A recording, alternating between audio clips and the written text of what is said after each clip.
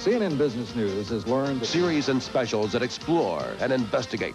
You can cure AIDS. Sports coverage that goes beyond the scores. Well, how dirty is it? What happens? Is it drugged? Award-winning programs, both entertaining. He's sitting there like he's in Rockaway in a beach chair. And provocative. Are you comparing? CNN. It's not just news. It's real. This is CNN, a network of Turner Broadcasting System.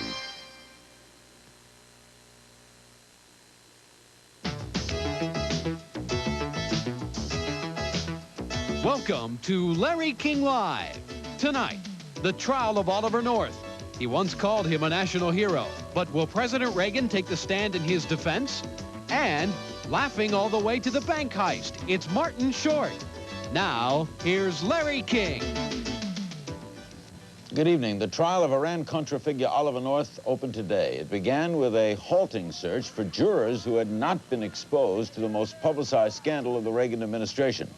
North faces charges of lying to Congress, shredding evidence, and conspiring to commit tax fraud. Recently, two of the main charges were dropped: conspiracy to defraud the government and theft of government property. President Reagan has been subpoenaed to testify, and parts of his personal diary could be used as evidence. We will, in a little while, be meeting retired Major General Richard Secord, United States Air Force, who has been charged in a separate matter dealing with this same item, not at this trial. Our first guest, Senator Howell Heflin of Alabama. He was a member of the Senate Select Committee on Secret Military Assistance to Iran and the Nicaraguan opposition. Became a major figure, well known on television throughout this country. Sits on the Judiciary Committee, where we got a chance to see a lot of him there. And, of course, was a former judge. So one thing he can tell us right off the bat: how long is it going to take him to find a jury of people who have not seen Ollie North in front of a committee? I don't think you can look back in history on any judicial proceeding beforehand to give you any idea as to how long, but I'm sure it's going to take a substantial period of time, because they're just now getting to the one issue just about whether or not they witnessed it on television, how much they know, and that sort of thing. Of course, the agreement was that what he said on television, what he said in front of your committee, is not admissible, right? Well, he has an immunity. He has use immunity, and that's, I'd say, what you just said is 99% correct. There may be some exceptions to it. But when he took the Fifth Amendment, then to compel him to testify, the decision had to be made as to whether immunity would be granted. It was granted, and that can't be used against him in this case. But isn't it possible that I could have seen him and would not use it against him? Well, as a prospective juror. Well, I mean, if you're a prospective juror, the judge had something I understood today saying that you may have seen it and you might not recall it, but going over it may refresh your recollection, and then you can reproduce certain ideas. The idea is to get an unprejudiced jury, unprejudiced for his protection and unprejudiced from the government's protection. You also want a jury of peers, is that correct? Well, that's the concept that we've had from the Anglo-Saxon days from England. We haven't defined that very well, or have we? Well, it used to be that a peer was an equal, and you had it going back into the English days. In the English trials, you usually selected someone of the same status. You know, England had various statuses. And so if you're in status 3, your jury was composed of people in status 3. Yeah, that's right. All right, now, one could make a case, could one not, that if you didn't see any of this, you're not a very aware person. Well, that is something that's in my mind is, you know, if you strike nobody that saw it on television, well, what are you going to end up with? I mean, you're going to end up with extremely busy people who never see television, and they probably are not interested in what goes on in the country. Or on the other hand, people that, well, there'd be some question as to whether they have adequate capacity to serve mentally as a juror. The late and great defense lawyer Edward Bennett Williams told me once that he believed that you could go out in the street, just take the first 12 people you see, bring them in, you'll get a good jury and a fair verdict if you present both sides well. Well, that's basically what they do in England. They have very few strikes in England. The jury selection is almost perfunctory. And so you only really challenge for cause. And so that system is somewhat used. And there are arguments that support Ed Williams' concept. Now, what about the appearance of Mr. Reagan? As we understand it, what Ronald Reagan can appear, George Bush cannot, right? Well, what the judges, I understand, has ruled thus far, and it really, I don't think, makes any difference as to the status of being a president or a former president. I think it, under the law, that a president can be called. He can put forth certain things like executive privilege.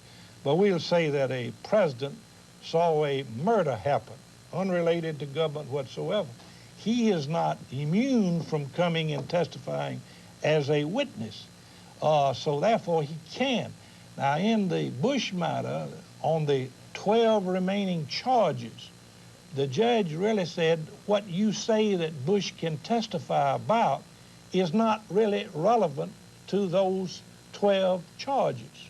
Now, the 12 charges are what remain after the dismissal of the conspiracy and the... That might apply to other witnesses as well, right? Oh, yeah. So it would apply to Reagan.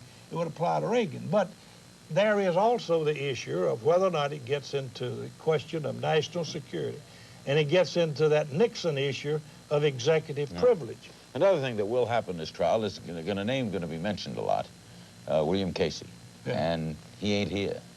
Well, that to me is there's a chapter there that's completely missing, and I think it will be missing. The historians will really have a great task to construct that chapter and to say it. In my judgment, from a little bit I know, and I'm not conclusively, but I think he was a major player. He may have been the architect behind all of it. Casey was a very unusual person. He mumbled. He was a great mumbler.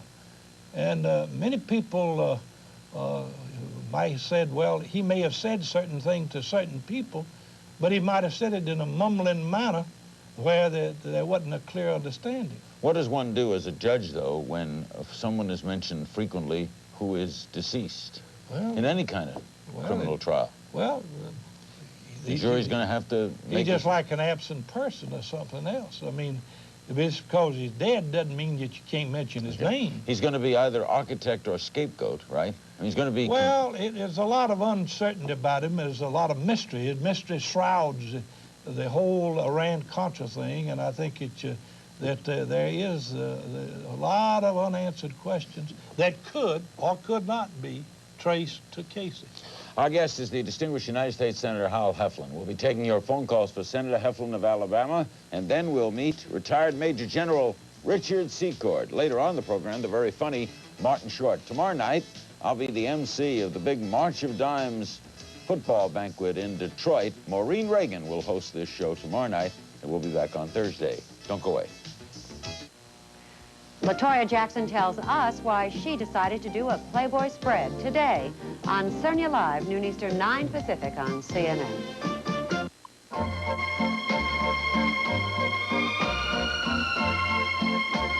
Somewhere remember the songs you fell in love with. Beyond the sea, I left my heart. Chances are Throughout our lives, there are special songs that capture our feelings and become the memories of a lifetime. can't get used to losing you. Hold me, never let me go. Silver Eagle Records brings back those wonderful memories with this exclusive TV offer, Moments to Remember. 45 original hits by the original stars on 4 LPs, 3 cassettes, or 2 compact discs. Everything is beautiful. Sorry now, you're giving me fever. For songs that take you back and recapture those special times, get Moments to Remember on 4 LPs, 3 cassettes, or 2 compact discs. The hits you fell in love with. Here's how to order. To order, credit card customers call 1-800-225-8400. That's 1-800-225-8400. Or save COD charges and send just $19.95 for 4 albums or 3 cassettes, or $24.95 for 2 compact discs. Plus $4 shipping and handling to Moments, Box 2, Orchard Park, New York. In a little while, we'll meet retired Major General Richard Secord. Our guest is Senator Hal Heflin of Alabama. We'll take your calls. What did you think of the Secord testimony? What I think of it?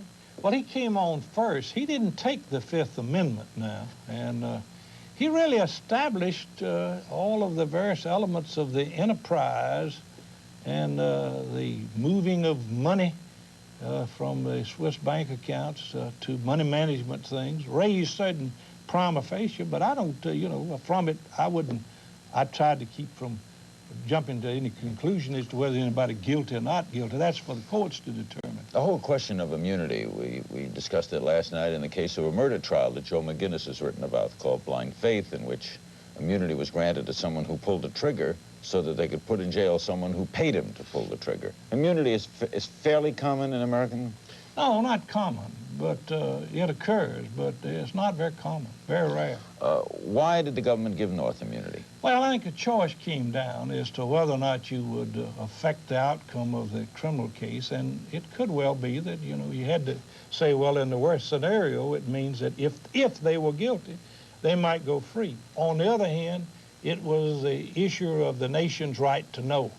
And I think that Congress came down on the fact that the nation's right to know outweighed whether or not a guilty person went free if one was guilty. You agree with that decision? Yeah, I think so. I think it was such an issue, and we had also the issue of did the president know, and it pretty well cleared the air that the president didn't know. So, I mean, I think vast majority of everybody now concludes that the president didn't know, and so with that in mind, that removed that cloud. So I think the right decision was made pertaining to some. Now, I would not go as to everybody that got immunity, but I think the major people involved in it, that the decision that the people had the right to know outweighed the others. Do you envy Judge Grisel as a judge? Is this something you'd like to try? He has got a tough job. He has got a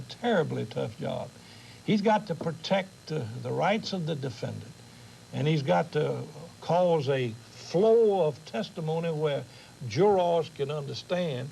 And this issue of immunity, I would think in almost every question, they will raise the issue of immunity, saying that he has testified about that, you cannot use that against him.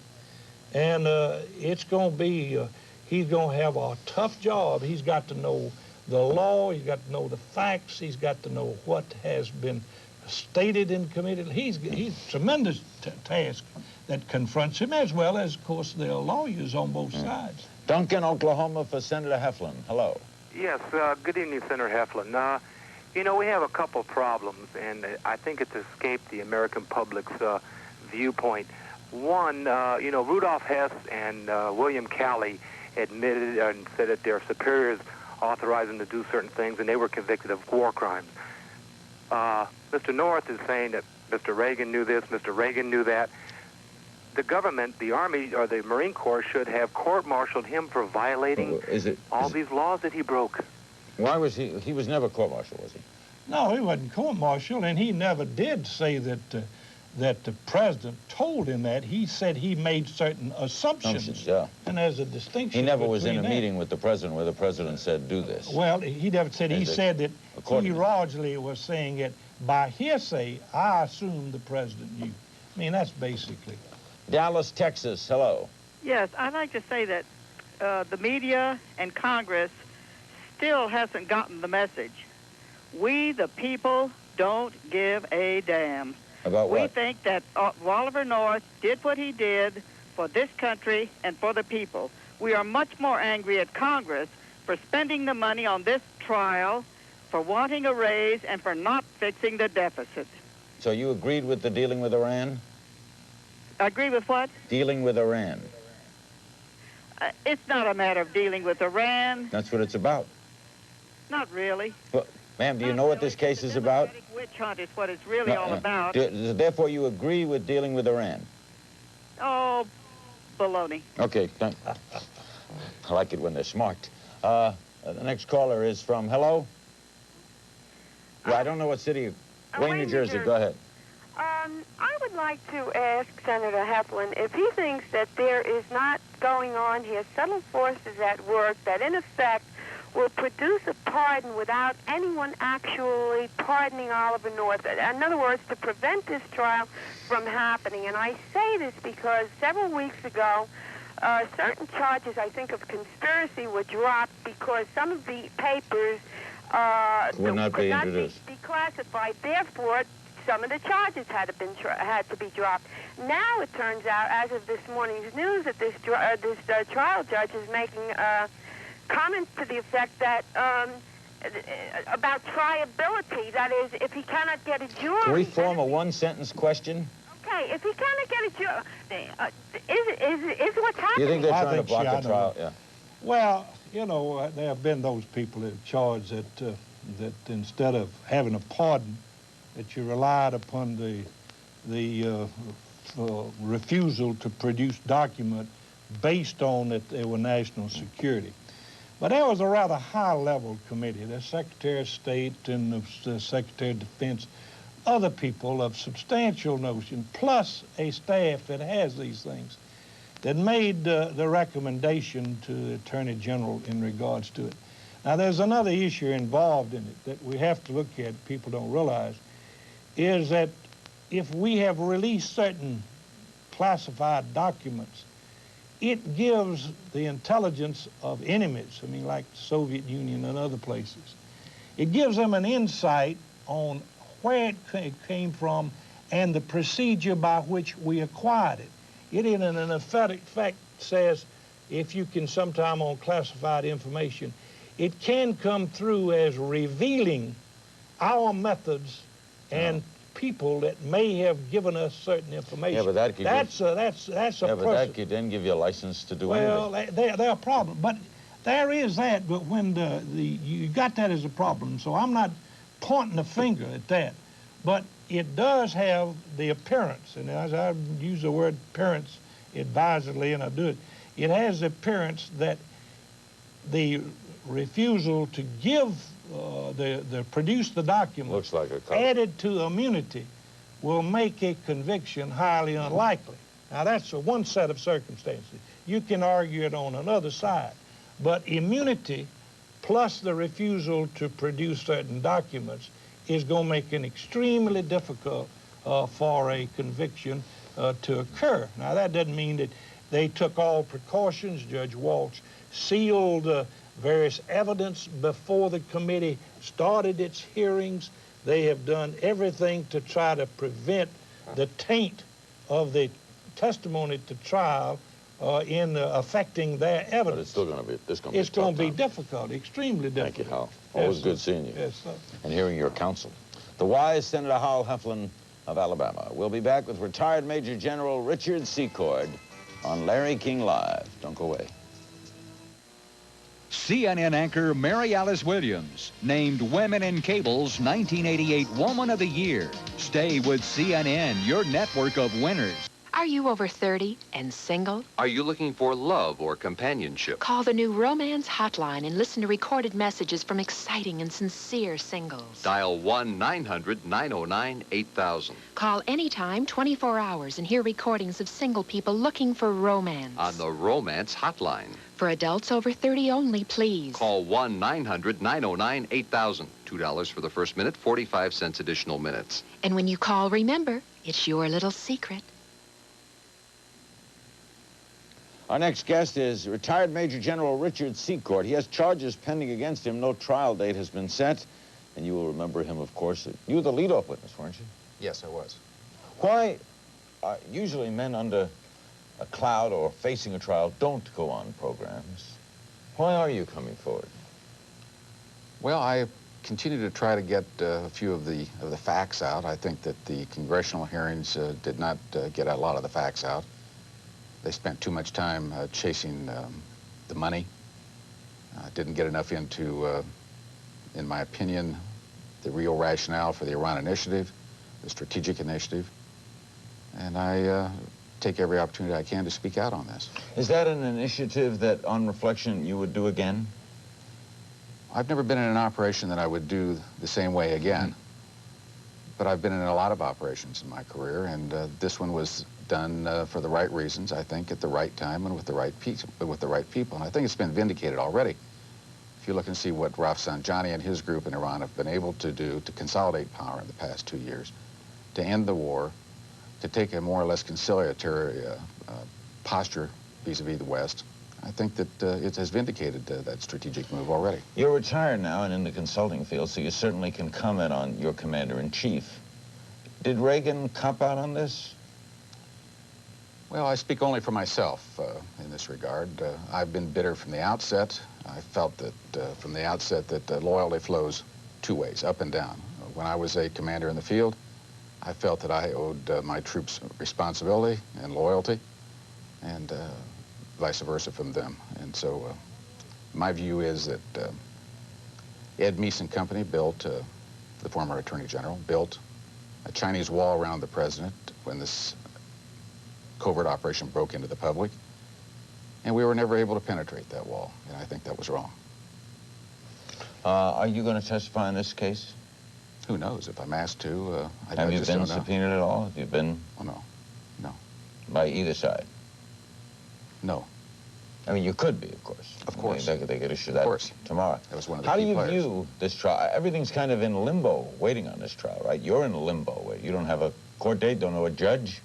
Everything's sort of hanging pending, right?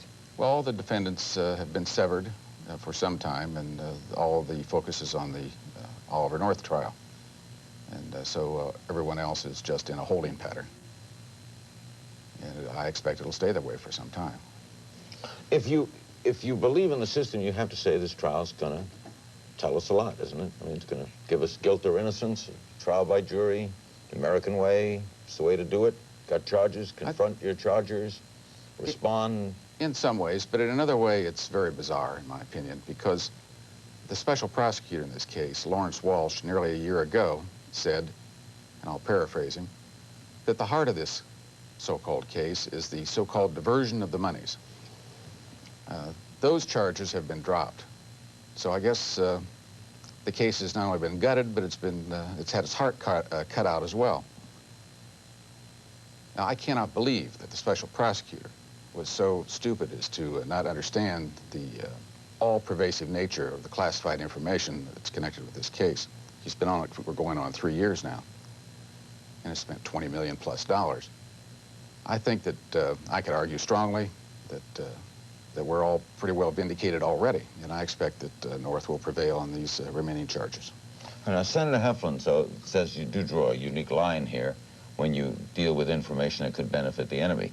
But on the reverse side, under that concept, one could then be in government and get away with anything and just say, hey, if I reveal it, they're going to learn secrets.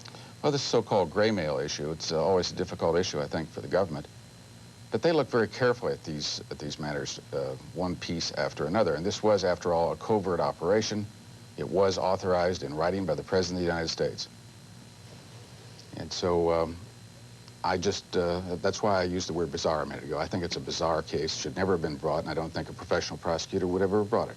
But what does a Congress or a country do if a president, Reagan accepted, does something weird, signs off on something weird? I mean, if he gave you a signed order to bomb London, would you bomb London? Depends on the circumstances, you know. I've learned of something sinister, bomb London. Well, no military officer would follow such an would. order. Okay. Of course not. But I think that's a poor analogy here. This was a very well-reasoned, well-thought-out. If you've read the finding, it made a lot of sense. This covert operation, the Iran Initiative. So it was not weird in any way. It was risky. All covert operations that I've ever been involved in are risky. The probability of success was low. But Schultz called it weird. Did he? Not at the time. Did he ever support it? I believe he was on both sides of this issue. Our guest is retired Major General Richard Secord. We'll be taking your phone calls for the General. Later we'll meet Martin Short. This is Larry King Live in Washington. Don't go away. I know Oliver North. I know he is a patriotic American. It is my personal hope that he is found innocent.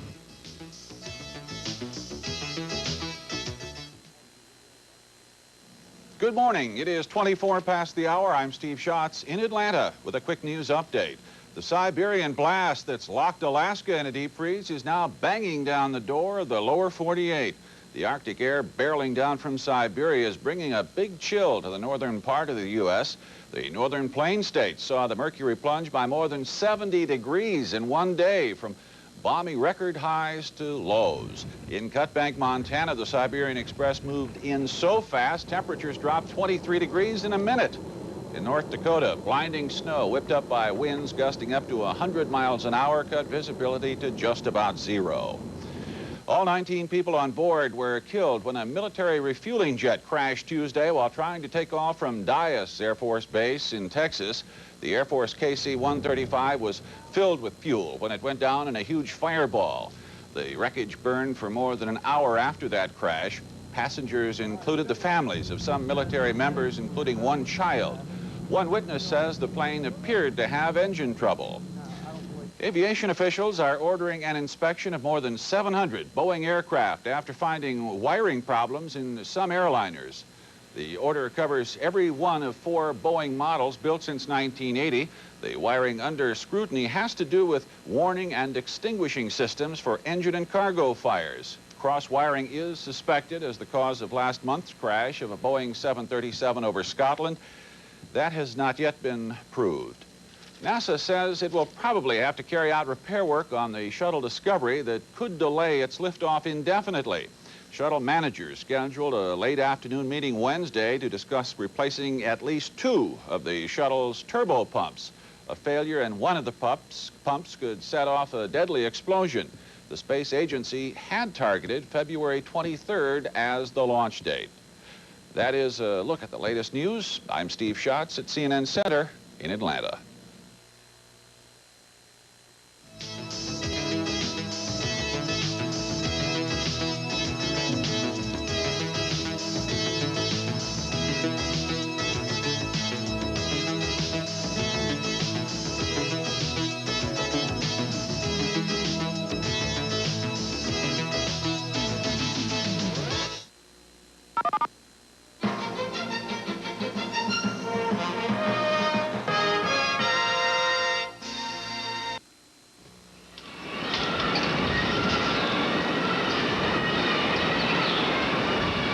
Joe, this is Phil.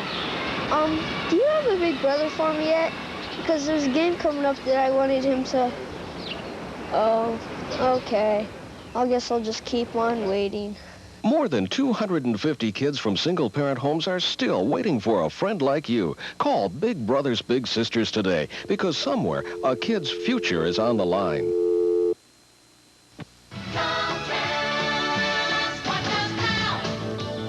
The reviews are in, and it's 2 thumbs up for Comcast and HBO. Do you have any idea what's going to happen if this gets out? Don't worry. We want everyone to know that every month, HBO explodes with action, amazes with adventure, excites with exclusives, and knocks you out with comedy.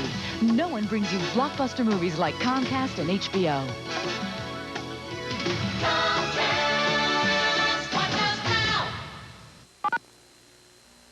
This is CNN, a network of Turner Broadcasting System.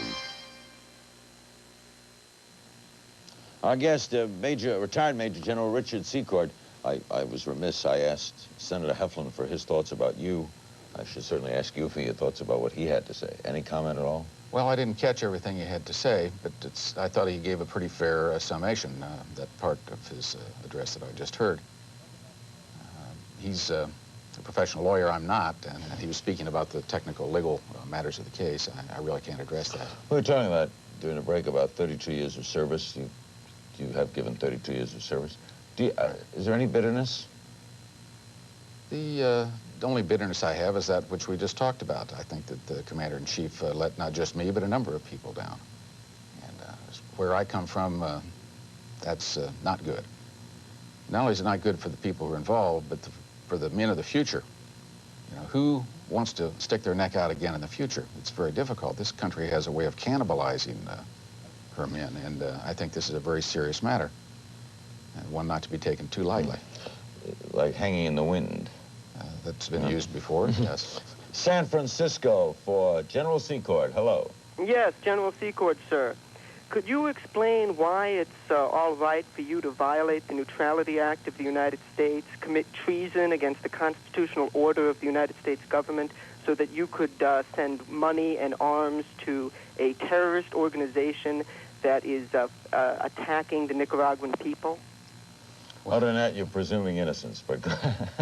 Well, that's a pretty absurd question, I think. First of all, no one, even my worst detractors, have never used the word treason. The President of the United States and the United States government were supporting those so-called terrorists, as you call them. They're really the freedom fighters, the Contras. And the other point you made... Neutrality Act. Oh, the Neutrality Act. It was no one, not even the special prosecutor, has alleged a violation of the Neutrality Act. The Bolin Amendment is what they're looking at. That's right. Yeah. New York City, hello. Hi, Larry. Hi. I'd like to know, don't you think that President Reagan, after watching the Buckley tapes, was convinced that he just had to do anything to get those hostages out? Are you asking me or Larry? All the questions are for you. Mr. Secord. Okay. I have no way of knowing what the President felt. I'm sure that he felt, like many of us felt, terrible about Mr. Buckley and the others who were being held prisoner. There was a lot of special compassion, I suppose, for Mr. Buckley, since he apparently was a CIA officer and the enemy knew it. So I'm sure he got some pretty rough treatment. But I'm sure that the President has had special compassion for all of these prisoners. That may have been part of the problem. It's been written about a lot. Too much compassion. You can have that, of course. Gainesville, Florida, for General Secord. Hello. Thank you, Larry. Thank you for outstanding programming. Thank you. General Secord, in my opinion, your testimony was the most complete we heard during the committee hearings. Would you be able to give us a satisfactory explanation now as to what happened to the $30 million that seemed to float around in space? Well, I don't think that there was ever any money floating around in space. There was a complete accounting of all the money. Tons and tons of documents have been amassed to show where the money went. There's still something on the order of $8 million in frozen accounts. That's all that was left in the enterprise when the U.S. Government froze the funds. Are you still friendly with Ollie? Sure. Yeah. Talk to him? Well, from time to time, yeah. Fayetteville, Arkansas, hello. Yes, Mr. King and General Secord, I was curious as to how could there possibly be an impartial jury in the trial of Oliver North? Well, I think that Senator Heflin addressed that subject a few minutes ago. If you saw it, I think he did a pretty good job on that subject. In my personal opinion, that you couldn't get a jury that hasn't heard of it at all. If you did get a jury that hadn't heard of it, they'd have to be illiterate. This is going to be an awful tough time picking a coherent, as Heflin said, they're going to have to be some very busy people. Well, I'm not going to try to add to what Senator Heflin said. I think he addressed it adequately. Phoenix, Arizona, for General Secord. Hello.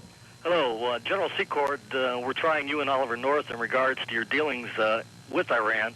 And I was just curious as to your feelings with President Bush's statement in his inaugural address regarding opening diplomatic ties with that country again. I think that's a continuation of the Iran Initiative, what was envisioned by the Iran Initiative. If you read the finding that was signed by President Reagan in January of 1986, you will see that that was envisioned. That initiative, what that initiative was all about was trying to gain and maintain contact with the newly emerging powers inside Iran. And that group was properly identified. General, how do you think it's going to come out? Well, if there's any justice, of course, I'm a little bit biased, but if there's any justice at all, North will prevail in this thing. I think that, as I said earlier, no professional prosecutor would have brought this case. I think that the Congress went into this thing from A to Z. They are still putting out documents. I've never seen so many documents on one case. I think it was investigated adequately. It is a political matter in my judgment. And to criminalize this, even Arthur Lyman, the distinguished counsel for the Senate Select Committee, said that he didn't agree with trying to criminalize this thing. So I just think it's a political matter, and I think that North is caught in a political bind. I hope that he prevails quickly. Do you think you will not stand trial? I have no idea. How do you go on, though, when something hangs over you like this? Personally? With great trepidation and with a lot of burden and with a lot of agony. and not to speak of the financial burdens for lawyers. Yeah, legal fees, what is the lawyers can eat money faster than the piranha can eat a cow, and it is you know, just tremendously burdensome. Unbelievable. Best of luck to you. Thank you. Our guest is retired Major General Richard Secord, United States Air Force. We'll be back with Martin Short. He's a hit in the new comedy hit Three Fugitives, right after this.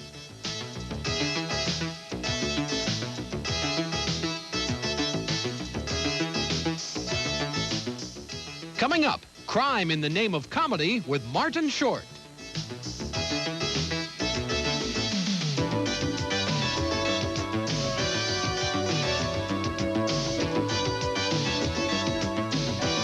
Here it comes, the Slammin', Jammin', Rip-Roarin' Good Time Video, the NBA's dazzling dunks and basketball bloopers. It's all new fun and excitement, and the only way to get it is free with your paid subscription to Sports Illustrated.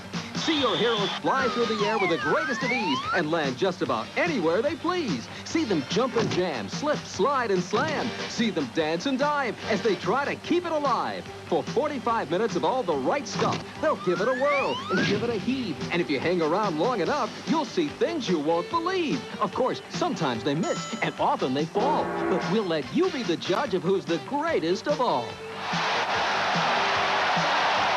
You'll get lots of laughs and quite a bit more as all your favorites take the floor. Believe me, you can look high and low, but you won't find a more fantastic show. So call this toll-free number now to get the sensational video that reaches new heights in entertainment. The NBA's dazzling dunks and basketball bloopers, free from Sports Illustrated. And by calling now, not only will you get all the thrills and spills of your free video, you won't miss out on the exciting 25th anniversary edition of the famous swimsuit issue, featuring a bright and sunny look at the smiles and suits of the past 25 years in an issue devoted entirely to swimwear. Then the Boys of Summer swing along in SI's big baseball preview issue. You'll get all that and save almost 50% off the cover price. 25 issues payable in 3 monthly installments of only $9.89 each. And you can charge it if you want. Take advantage of the savings. Don't let anyone get the jump on you. Get it all first. The NBA's dazzling dunks and basketball bloopers, the anniversary edition of the swimsuit issue, the big baseball preview, and enjoy all the great color and excitement of Sports Illustrated every week by calling this toll-free number now. 1-800-762-3999. 1-800-762-3999. The video is rated F for free. At 1/2 every hour throughout the business day, CNN's Business News keeps you on top of current trading information from Wall Street. You possibly, and it would be a great compliment, know him as Ed Grimley from SCTV and Saturday Night Live, but he is Martin Short. The award-winning comedian, Mr. Short, stars with Nick Nolte in the new comedy film Three Fugitives from Touchstone. The picture is, what, the #1 box office in America right now? Yes, it's #1 per screen average, yes. Now, this concept whatever that means. Per screen average, was that dollar paid through per ticket? No, I think it means that Rain Man is in more theaters than we are, but we've made more money if we'd been in that many theaters. I don't know what it means. We're doing well. There's work ahead, I think. Yes. Is what it means. Did you like this script immediately? Yes, it's a wonderful script. It's like this kind of dream role where you get to do this remarkable range of physical comedy, as well as playing a real person with sincere emotions, coping with the possible eviction of he and his daughter from their home, a desperate man who's out to rob a bank. Yeah. Confronting a former bank robber who's trying to go straight, right? That's not a classically new idea. Ah, but the way it's performed, Larry. No, Nolte is actually, no, it's an unusual idea in that Nolte is a guy who has been released from prison that day and is determined to go straight, a well-known bank robber. I burst into the bank, desperate, very incompetent, and must take a hostage and end up taking Nolte, and the police assume that Nolte's taking me hostage. Okay, now it's a cute twist. I'm sure that kind of thing has been done. But now, I told you before, I have not seen the film, but watching the coming attractions, this play's hysterical. The coming attractions didn't concentrate a lot on the daughter concept.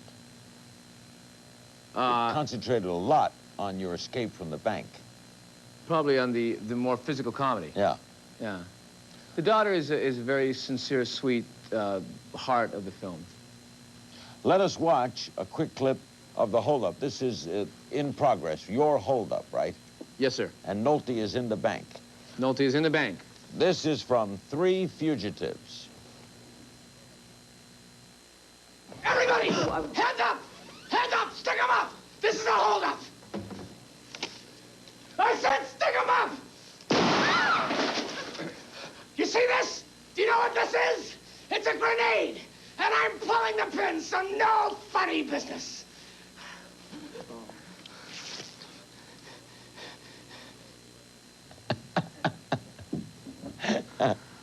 How long did it take to shoot that scene? That's funny. That was about 3 days in the bank, the whole bank stuff. We got very lucky with the ripping. You know, sometimes things just happen luckily. You know, there was a guy behind, I had the nylon, and there was a guy behind me off camera who had a vise, and when I would hold up the grenade, he'd rip the vise, you know. But whether it was going to rip right or not, but in that take, which was the first take, it ripped in a way that my ear popped out like it was a little, like a little rubber blow. People keep saying, boy, how'd they get that fake ear in there? And unfortunately, it is my ear. What about working with Nolte? One critic said he must be considered preeminent now among American film actors. Oh, well, Nick is great, yeah. Nick, it's all about the work. Oh, come on, Marty, we're actors. Let's get out there. You know, one of the scenes, it's a very physical movie, and one of the scenes, we were doing it again and again, and he had to drag me into this police station, and I was kind of, you know, a little weathered, and the director, who was French, Francis Weber, would say, we do it again? Yes? No? What? And I'd say, sure, let's do it. And then I'd look at Nick, and he'd say, oh, don't worry, Marty, we're just playing football here. And he'd pull me in again. He's an amazingly consistent, you know, it's all about the character and the truth of the character. He's a remarkable person to work with. Are you a comedian who acts, Martin, or are you an actor who likes comedy? I guess I'm an actor who does comedy. Or anything you have. You're open and available. I'll sing, sure. The imitation... Are you going to sing for us? Sing. I don't care, Marty. It's I don't care. All right, I'll do Bobby Short, just for you. Bobby Short? No one does Bobby Short. Down there, why? And that's why. A vibrato in search of a voice. Were you an imitative kid? Were you the kind of kid who did imitations of the teacher? Yes, always. Always. I was as good as gold if the teacher was strict. And if the teacher was weak, then I would make fun of her. Because I always felt to be thrown into the principal's office, you know, have your parents' phone was massive failure. I mean, I didn't want that to happen. But I would always get the sound of the teacher's voice or whatever it was, and you can get big laughs behind their back. Again, if they're weak. David Letterman was on my radio show last night, and someone called in and asked him his favorite comedic concept or thing or person, and he said SCTV is still the funniest thing produced on television. What was special about that?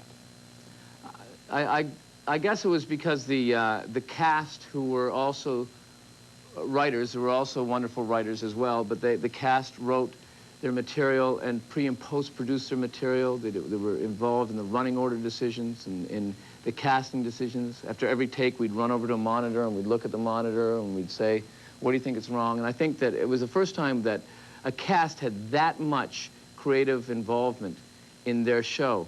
So it meant so much to us. And in Hollywood, they call it the inmates running the asylum. And, yeah, but almost nothing missed on that show. I mean, yeah, for consistency hitting when you're doing satire, which is 50% is considered a good outing. Yeah, I agree. I was very proud of that show. It was a remarkable show, and it was the best creative experience anyone could have ever had. We're going to take a break, come back and take some calls, but we cannot do this without you're doing Katie Hepburn, since you do the best Katie Hepburn. Oh, that's very nice of you to say that. Is it, Larry? I was not told your first name. Tremendous fan of yours. And I think it's wonderful that you're having Martin Short. He's wonderful. You like Martin Short, Katie? Yes, I do. I think he's very talented, although limited. But that's me. I'm sure there are others who disagree with half of them. Our guest is Martin Short with Sure is. Nick Nolte in Touchstones. I work with him. 3 Fugitives. The That's highest good. I hear per it. capita ticket in it's doing very well. They won't need a benefit for this one. We'll be back with your calls after this. 15 before the hour, I'm Steve Schatz with a look at some of the stories in the headlines this morning. Lawyers for Oliver North are requesting that when a jury is finally chosen, it should be kept isolated during the entire trial. That could take 5 months. North faces a dozen felony counts in connection with the Iran-Contra affair. The process of finding potential jurors who haven't seen North's congressional testimony resumes on Wednesday. 7 people were chosen Tuesday for the final jury pool. U.S. District Judge Gerhard Gesell dismissed anyone who could recall reading or hearing about North's testimony before Congress last year. Senate confirmation hearings for Defense Secretary nominee John Tower are taking longer than expected. The Senate panel grilling Tower scheduled a second closed session Wednesday to deal with allegations of drinking and womanizing and conflict of interest. Conservative activist Paul Weyrich told the panel Tuesday that he had seen the former senator drunk and with women other than his wife on several occasions, but panel members say most of Weyrich's testimony was based on hearsay. The White House is asking for a rare delay in the confirmation hearings for Louis Sullivan as Secretary of Health and Human Services. The Bush administration says more work needs to be done on Sullivan's background check, and the delay has nothing to do with the flap over his views on abortion. In other confirmation proceedings on Tuesday, the Senate unanimously approved the nomination of Robert Mosbacher as Commerce Secretary, Samuel Skinner as Transportation Secretary, and Carla Hills as U.S. Trade Representative. Vice President Dan Quayle leaves Wednesday on the first diplomatic trip of the Bush administration. Quayle is embarking on a 3-day goodwill tour of Latin America. Administration officials say the vice president probably won't deal with any pressing issues like foreign debt or the civil war in Nicaragua. They say that he'll be in more of a listening mode than a lecturing mode when he meets with those foreign leaders. Those are some of the stories we're following this morning. I'm Steve Schatz in Atlanta. Maureen Reagan will be guest host tomorrow night of Larry King Live. We'll be back on Thursday. Police brutality will be the topic. Our guest is Martin Short. The film is 3 Fugitives. The caller is from Oak Park, Michigan. Hello. Yes, actually my question is not for Martin. It's for his friend Ed Grimley, if I may. I'd like to know what he thinks of the fact that his idol, Pat Sajak, has left Wheel of Fortune to host his own talk show. Only daytime. But what do you think, Ed? It's as sad can be, you know. You could see my black armband, but unfortunately I'm wearing black. Although he is on at daytime, so then that's good news. So what's the point? No, he's on at nighttime. That also. Modesto, California, for Martin Short. Hello. Hi, my name is Candy Costi Burke, and I'm a 1984 Olympic gold medalist in synchronized swimming. And you know who I am. Yes, I do, and I think you're marvelous. I just wanted to tell you, I thought it was the most hilarious thing I've ever seen. I loved it, but I wanted to know who thought of it, and if... what is the it we're talking about? If you thought of the spoof, what they did on Saturday Night Live, they did a spoof on my sport, and my partner, Tracy Ruiz, and I. We were the 1984 Olympic medalists, and they did a spoof on us. I wanted to know if Martin Short was playing me. I feel like I've been caught by that teacher. Okay, she's on the phone, Martin, and it's really her. Our ACE staff has certified it is her. Delighted to talk with you. The idea, I believe, was Harry Shearer's. And Harry Shearer and I played 2 male synchronized swimmers who had given up our lives to shoot for the gold in this century. We weren't narrowing it down to which 4 years. Christopher Guest played our instructor, and it was a successful piece we did on Saturday Night Live. She wants to know if you were doing her. Goofy one. No, not at all. I was doing the other goofy one. Okay. I wasn't doing you. What has happened to you since this gold medal? Well, since the gold medal, I started a company with my husband, who is a silver medalist in water polo, Doug Burke, and now we make bread. Can you believe it? We make bread. You physically make bread. Pardon? You make bread. We make oatmeal breads, whole grain breads. Do you and your partner knead it simultaneously? Does that end? We let her in on this thing, but she went to the '88 Olympics and got a silver medal there, and she's also married. But I am 8 months pregnant, so I would love to see you do a spoof on that. The way I feel now, it's even funnier. Well, thanks very much for calling, Martin. This film, what will obviously going to be this will be the major film thus far in your career, right? Yes, I guess it will, money-wise, yes. What next? I'm going to do a special for HBO. I love television. I think television is a remarkable medium for comedy. And so I like to do both things very actively. I have an animated television show on Saturday mornings, Completely Mental Misadventures of Ed Grimley. And I'm going to do a special for HBO called I'm Martin Short Goes to Hollywood. I'm going to do, and it's been written, and that's what I'm going to do next. Do you expect to see a lot of film scripts? It would be nice. It would be a shame if it was just all over. Then I was like touring in How to Succeed. Yeah. Phoenix. In La Jolla. Hello, Phoenix from Martin Short. Hi there. Marty, saw the movie over the weekend. Absolutely hysterical. Couldn't believe it. Wondered about the physical comedy between you and Nick Nolte. He was jerking you all over the screen. Did it really happen that way, or were you acting, or what was going on there? No, I can't act. I thought you knew that. No, I'll tell you what it is. Truthfully, it's the physical comedy is interesting because you can't see the seam, or mustn't. And so it's really like a ballet. You choreograph everything, and then that's what you do in rehearsal, and then the heat of the take, you get whacked in the head. But then they have it, and you move on. Little ice, swelling goes down. No, so in other words, when we see him grab you and tug you and pull you, are you saying that you are not feeling the grabbing and pulling and tugging? You are, but but you're not feeling as intensely as it might look. There was one take when we pulled up in front of the police station and we ran out, and Nick grabbed me and I fell, and the director didn't know whether to cut it because he just continued to pull me into the police station, and I was being, kind of watching through my buttonhole to make sure my head didn't hit the curb. And see, you're aware that this like kind of magical take is happening, so you take the risk.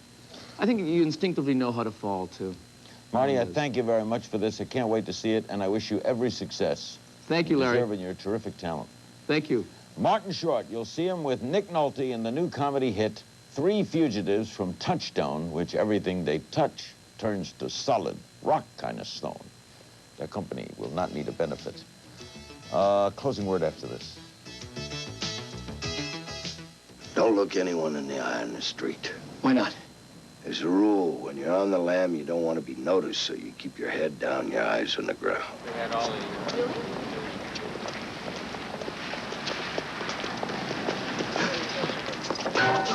Hey, you all right? Yes, I'm fine.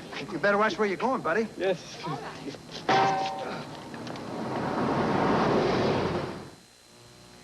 LaToya Jackson tells us why she decided to do a Playboy spread today on Cernia Live, noon Eastern, 9 Pacific on CNN. If you've ever wanted to start your own business, get a paper and pencil ready. Admit it. You dreamed of being your own boss in your own business. Most people have.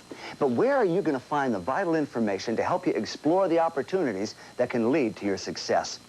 Right here, in Entrepreneur Magazine. Entrepreneur Magazine gives you up-to-the-minute reports on solid businesses, new ventures, and what it takes to succeed. You'll learn the do's and don'ts of a business before you invest your hard-earned cash. In each informative issue, you'll discover the secrets, techniques, and million-dollar ideas that have provided people just like you the security and freedom of owning their own business. These successful people are no different than you, except for one thing: they got started. If you're serious about your future and want the satisfaction of owning your own business, then you should subscribe to Entrepreneur Magazine. A full year of Entrepreneur Magazine is yours for the base price of only $19.97. That's over 45% off the newsstand price. You also get the Be Your Own Boss catalog, 227 ways to succeed in a business of your own. Entrepreneur subscribers enjoy many benefits, discounts, and free access to expert business counselors. And if you order now, you'll receive this valuable bonus, How to Obtain Money for Your Business, Methods of Financing Your New Venture. You get all this for only $19.97. So stop just dreaming about starting your own business. Call now and let Entrepreneur Magazine help make your dreams come true. We're waiting for your call now, so have your credit card ready and call us toll-free at 1-800-821-2109. Pay by credit card and you'll get an extra issue making 13 in all of Entrepreneur Magazine, the Be Your Own Boss catalog, the special subscriber-only discounts, and access to our business counselors. Plus, how to obtain money for your business, all for only $19.97. Order America's only Entrepreneur Magazine. Call 1-800-821-2109 right now.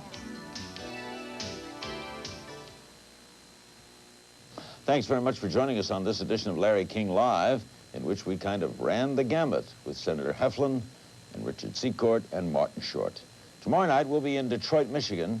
The occasion is the annual March of Dimes Football Awards banquet. Lou Holtz, the head coach of Notre Dame, is going to be honored, and Steve Walsh, the University of Miami quarterback. And I have been asked to be the MC of that event. And so Maureen Reagan will make her guest hosting debut on this program. She will host Larry King Live tomorrow night, and she's going to talk about police brutality. Is it a wave or just isolated incidents? And she'll also meet Cheryl Crane. We'll be back on Thursday night with Ann Gillian. We hope you enjoyed this edition of Larry King Overnight, which is a repeat of Larry King Live, which airs at 9 p.m. each evening. Thanks for joining us, and good morning.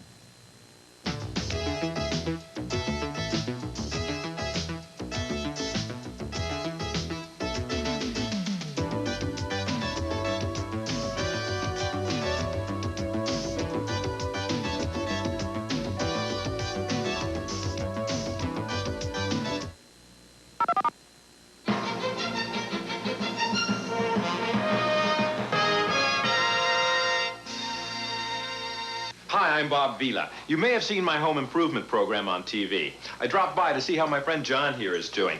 Since he bought this house, he's wanted to make improvements. The kitchen's a great place to start because it's where you can add real beauty, convenience, and value. You know, there's nothing as satisfying as doing a job right the first time. And here's something that'll really help. It's the Home Repair and Improvement series from Time Life Books. It sure helped John. He's already installed modern countertops, put in a stainless sink, and single control faucet and sprayer. He's added the backsplash, now he's caulking. Beautiful, perfect job. This first book, Kitchens and Bathrooms, will guide you step by step to impressive improvements like this. See here on page 44, it tells you all you need to know to make and install a backsplash. And up in the bathroom, Kitchens and Bathrooms has lots of ideas for you. Look at this great tiling and grouting job. Nice work, John. Thanks, Bob. I'm really pleased. John doesn't want to have to do this job again soon, so he's following a tip here on page 27. He's protecting grout from dirt and mildew by applying a sealant using a small brush. Tips like that and proven professional techniques are why Time Life Books are so unique. With easy-to-follow directions and drawings, it's like having a pro working along with you. Your home is your biggest single investment. These books will help you improve and protect it. Call now for your first book, Kitchens and Bathrooms, for a free 15-day examination. You'll receive this 12-foot tape measure free with your purchase. Then about every other month, you'll receive another idea-packed volume, such as new living spaces, adding on, and weatherproofing. Keep only those you want. Cancel anytime. Home Repair and Improvement from Time Life Books. It's like having a pro working right along with you. To examine kitchens and bathrooms for 15 days, just call 1-800-257-1257. Keep it and pay just $10.99 plus shipping and handling. With your purchase, you'll receive the Stanley tape measure as a free gift. So call 1-800-257-1257. That's 1-800-257-1257. Hello, everyone. I'm Karen McGinnis at the CNN Center in Atlanta. Coming up for Wednesday afternoon, quite a variance in the temperatures from double-digit sub-zero readings to temperatures in the 80s across Texas. We're looking at the northwest. Things cool down here. You could see some blizzard-like weather conditions across the northern tier states, the northern Rockies. And later on, you're looking at those temperatures taking a huge drop across the central Great Plains, around the Great Lakes, and the northeast later on in the week. We did see some record highs across the southeast, and for tomorrow afternoon, still going to be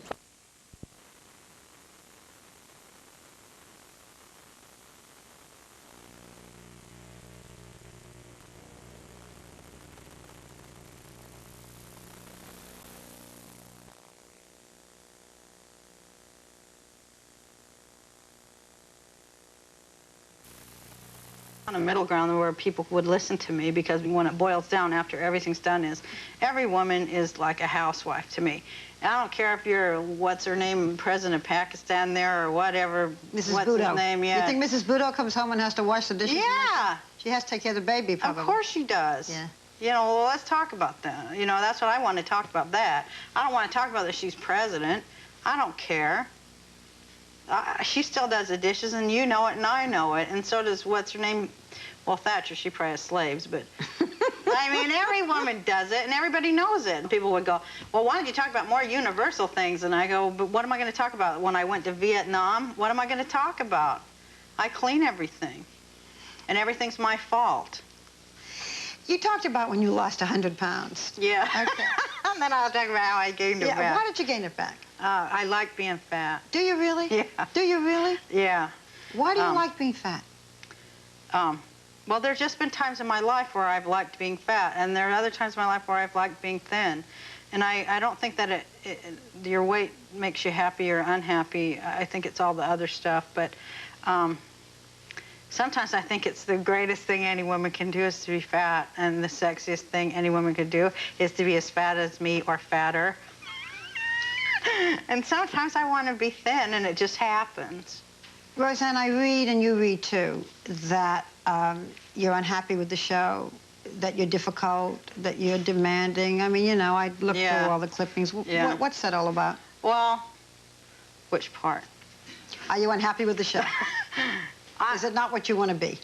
The show is getting to where I want it to be more and more.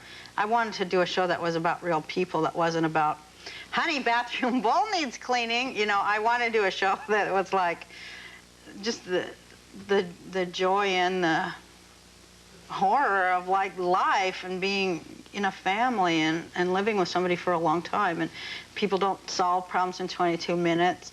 People ain't like, women don't listen to their husbands and children. You're not that interested. You're working. It's like, yeah, whatever. You get it, leave me alone, you know? So if it's funny, that's okay with you, and if it wasn't funny, that was okay with you, as long as it was true? Yeah.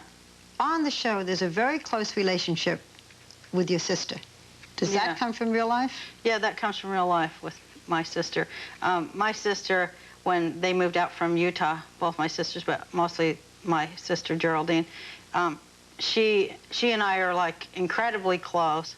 You know, my husband helped me write the jokes, and my sister helped me write it too. But when I went to the club to do it, and nobody would listen, or people were like freaking out, and they really did freak out. My sister would, like, there'd be pockets of people who were laughing, and my sister would go, you know, she'd be in the audience, and she'd go and stand behind the people who were laughing. Why?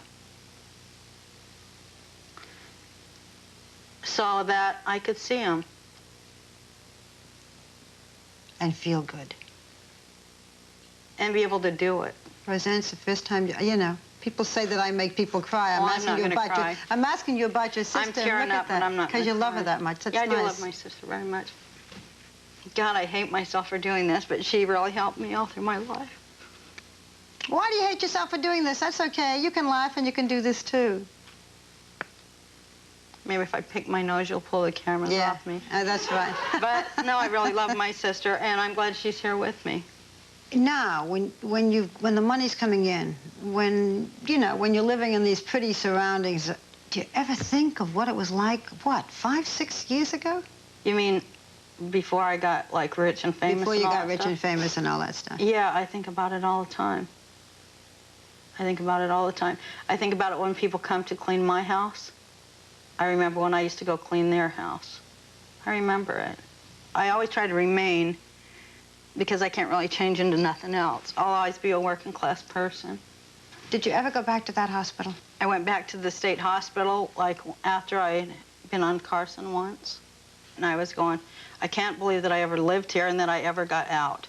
Because all the other kids my age that were there are all dead. And most of them were there for drugs. Like I said, it was the 60s. And a lot of them killed themselves there. But when we were going down, I saw this nurse, and she had these 2 people with her, you know? And so I did this for myself.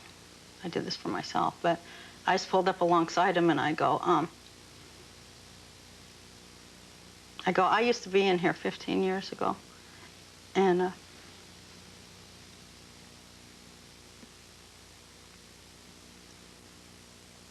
you know, then I go, you know, and now I make over $1 million a year. And all of them turned and just go. Then the nurse goes, what? And I go, I'm not talking to you. Maybe it sunk in with one of them. Maybe one kid felt, hey, I'll be okay too. If she is, I will be too. Yeah, and I am okay.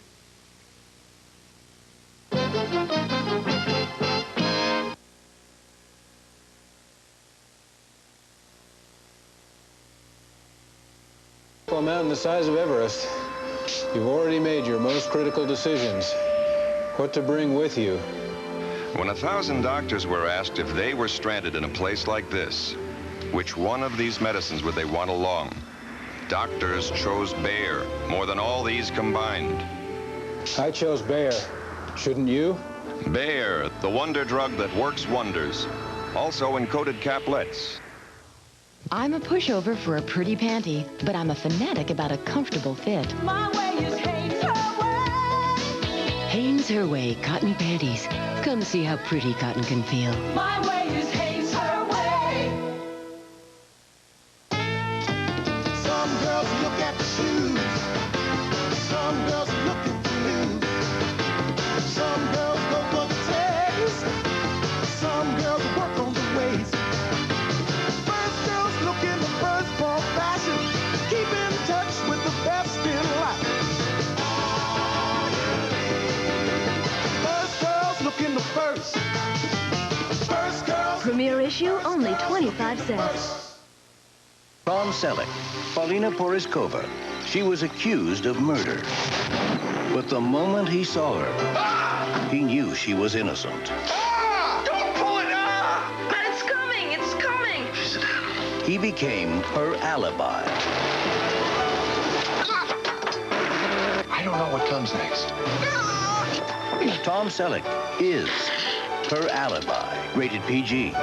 Starts Friday, February 3rd at a theater near you. There are bras that fit and bras that flatter. I'll settle for both. My way is Hanes Her Way. Hanes Her Way satin and lace bras. Come feel how good a pretty bra can fit. My way is Hanes Her Way.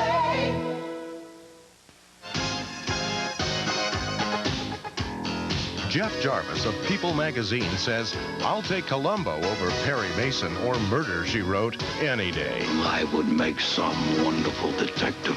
I'm glad he's back. Peter Falk returns as Columbo this week on the Monday Mystery Movie. Friday. Trouble remembering names, numbers? Could it mean early memory loss or worse? Find out when Hugh Downs gives an important test you can take at home. 2020, Friday.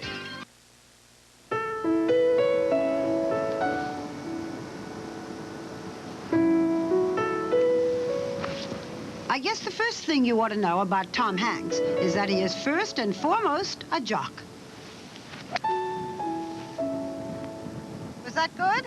Well, if it made it over the tree, it's good. If it hit the tree and fell down in the creek, We'll it's never bad. know. We'll find out when we get there.